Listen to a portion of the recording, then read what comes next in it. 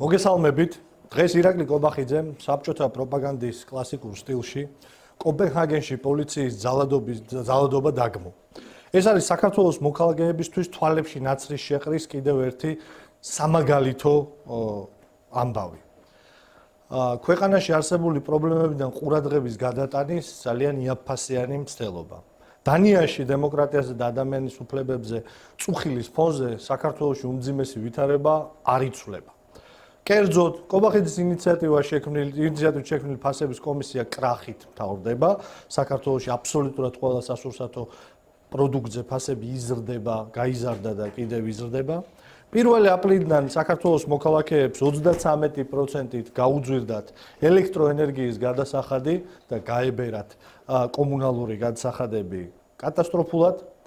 საქართველოში უკანასკნელ 2 თვეში სხვადასხვა ტიპის საწვავზე ფასი გაიზარდა 50 თეთრიდან ლარი და 24 თეთრამდე და ეს ზრდა გრძელდება. ამ ყველაფრის მიუხედავად ირაკლი კობახიძე ერთი წუთითაც არ ფიქრობს, რომ საწვავზე აქციზი დროებით შეაჩეროს, ისე როგორც ეს მოხდა ბევრ ქვეყანაში. ქვეყანაში არის კატასტროფული დემოგრაფიული მდგომარეობა, საქართველო არის დემოგრაფიულ კრიზისში.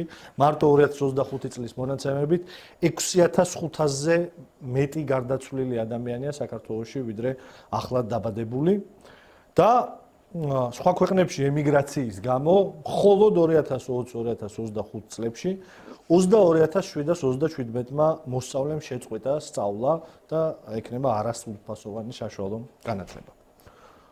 აქვე იმის გარდა, რომ ეს არის ძალიან იაფფასიანი მცდელობა, რომ ყურადღება გადაიტანოს სხვაგან და აბსოლუტური აბსურდითა და ქაოსით მონუსხოს პროპაგანდამ ქართული საზოგადოება, მაინც შეგახსენებთ რამოდენიმე მნიშვნელოვან რიცხვს დანიასთან დაკავშირებით.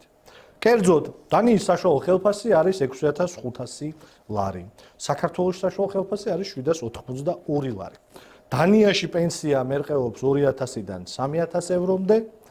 საქართველოში 127 евро არის. და აქვე დანია მსოფლიოს ბედნიერების ინდექსით მესამე ადგილზეა, საქართველო კი 91-ზე.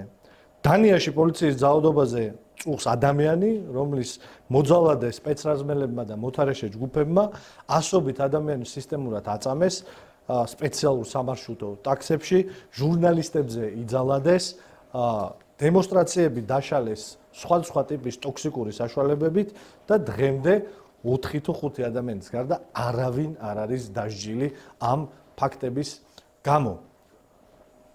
ბოლოს შემიძლია გითხრათ, რომ კობახიძე უბრალოდ გატყუებთ, როგორც ყოველთვის, ცდილობს, რომ თქვენი ყურადღება გადაიტანოს აბსურდზე და ამით საინფორმაციო ბადიდან გააქროს ის მნიშვნელოვანი თემები, რომელიც საქართველოს მოქალაქეებს ყველაზე მეტად უჭირთ.